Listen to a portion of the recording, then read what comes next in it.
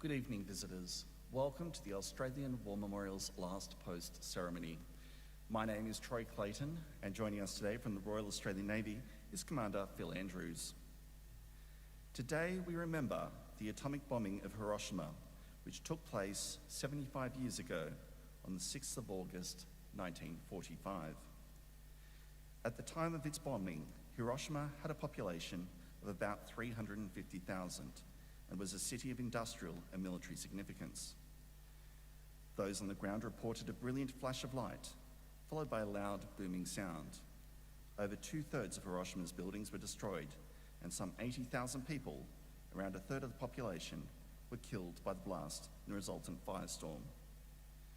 Over 90% of the doctors and 93% of the nurses in Hiroshima were killed or injured. Hospitals were destroyed or heavily damaged. In the days and months following the explosion, large numbers of people continued to die from the effects of burns, radiation sickness, and other injuries compounded by illness and malnutrition. Most of the dead were civilians. After the Hiroshima bombing, American President Harry Truman called for Japanese surrender, announcing the use of the new weapon and warning Japan, if they do not now accept our terms, they may expect a rain of ruin from the air, the like of which has never been seen on this earth. Behind this air attack will follow sea and land forces in such numbers and power as they have not yet seen, with the fighting skill of which they are already well aware.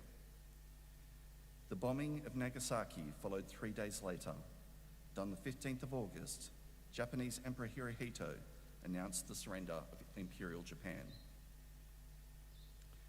Today also marks the 105th anniversary of the August offensive on Gallipoli. After months of stalemate, Australian, New Zealand, British and Indian troops attacked to break the deadlock on the peninsula by launching a series of assaults against the Turkish strongpoints.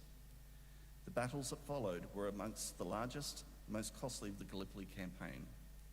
They ended in heartbreaking failure, produced heavy losses on both sides. Many sites of the bloody struggle, Lone Pine, the Neck, Chinook Bear, and the Hill 60 became familiar names in Australia and New Zealand. Today, we commemorate the Battle of Lone Pine, which cost the Australians over 2,200 casualties and more than 800 killed. We are honoured to acknowledge Mr. John King, President of the Return and Services League of Australia, ACT branch. We welcome the veterans who have served, those that are still serving, and the families that love and support them. We also acknowledge the members of the RSL Services Clubs Association, RSL Victoria, and RSL Queensland, who continue to watch this ceremony broadcast across Australia. During this evening's ceremony, wreaths will be laid at the base of the pool of reflection by visitors to the memorial. If you're able, please stand and join in singing the national anthem.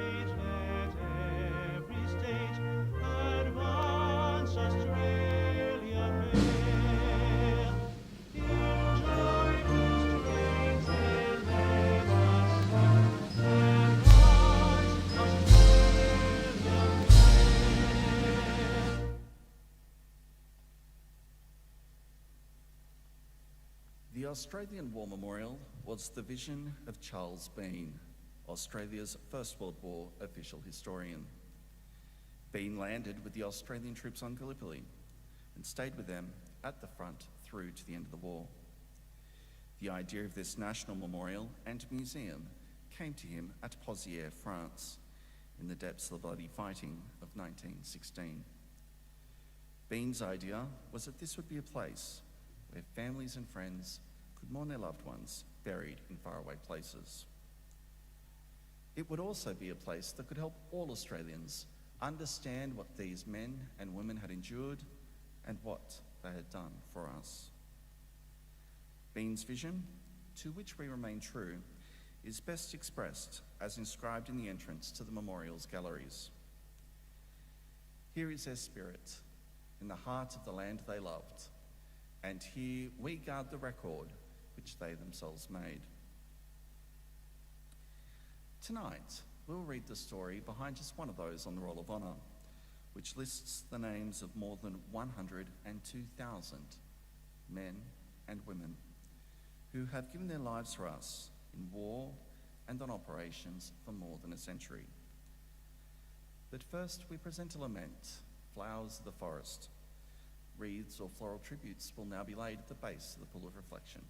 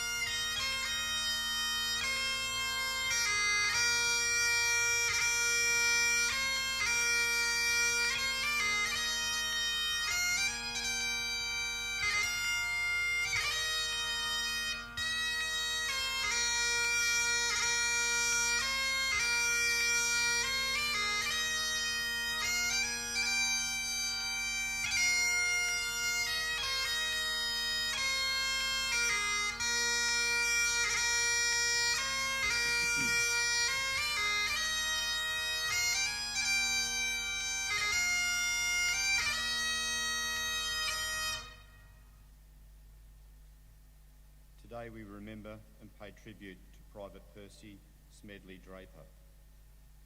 Percy Draper was born in 1881 in Clifton, a small town on the New South Wales south coast between Sydney and Wollongong.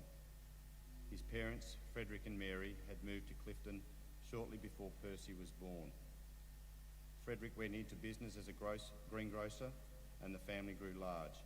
Percy ended up being the eldest surviving of 10 children. After attending nearby Scarborough Public School, Percy worked as a labourer, a carter, a butcher and a grocer, while acting as a lay preacher and a secretary of the Clifton School of Arts Committee. He also had some military experience in the Citizens Forces, being in charge of cadets in the Clifton area, serving with the 4th Regiment for a year, and for 4 years with the St George's English Rifle Regiment.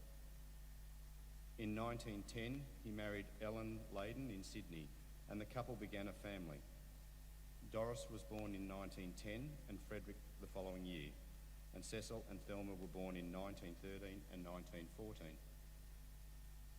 The couple's 2 children died very young, while their 5th and last, Percy Kitchener, was born in May 1915, just a few weeks before his father left for the war. The war had broken out in August in 1914.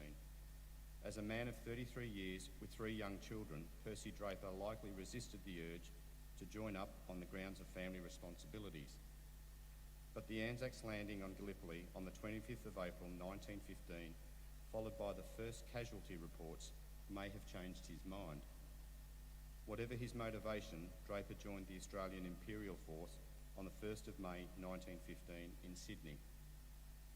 Allotted to the 4th Infantry Battalion, he departed Sydney on board the troopship Karula, with the battalion's 6th reinforcements on the 16th of June. There is some evidence he was initially made Lance Corporal, but at some point he reverted to the rank of private. Little is known of his military service because it was so very brief.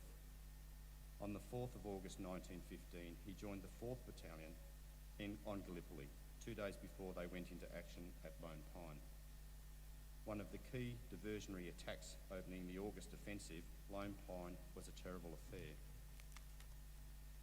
At dusk on the 16th of August, the Australians went over the top against the formidable Turkish position.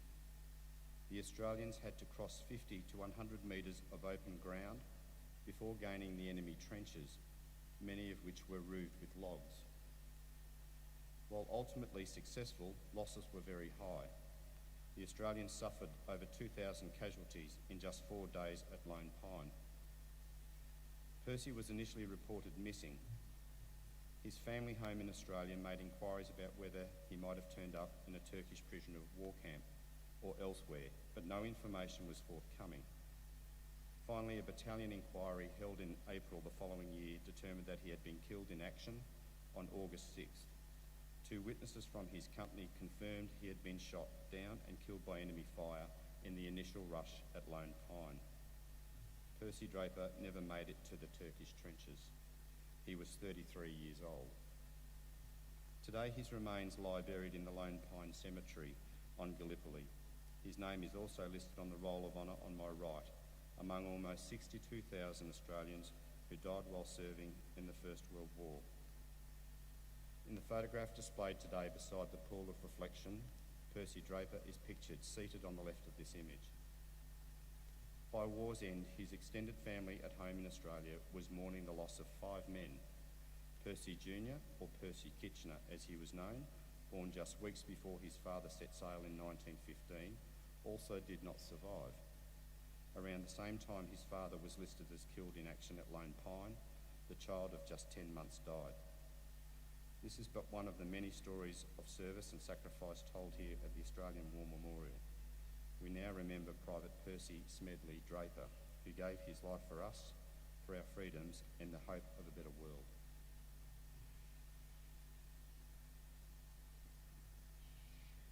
Please stand for the reading of the Ode and the sounding of the last post. They shall grow not old, as we that are left grow old. Age shall not weary them, nor the years condemn. At the going down of the sun, and in the morning we will remember them.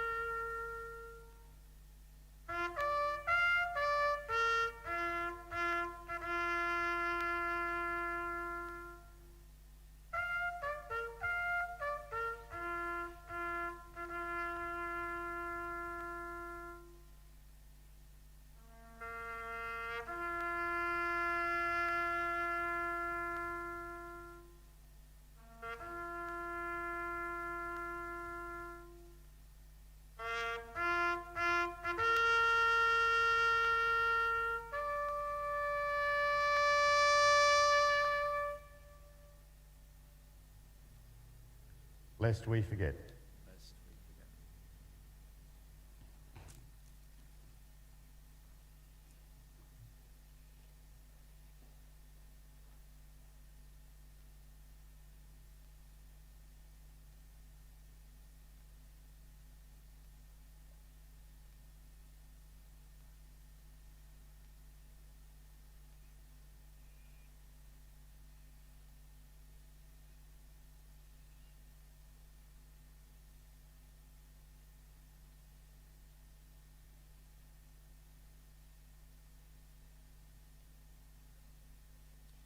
leave you this evening with the words of the memorial's founder, Charles Bean.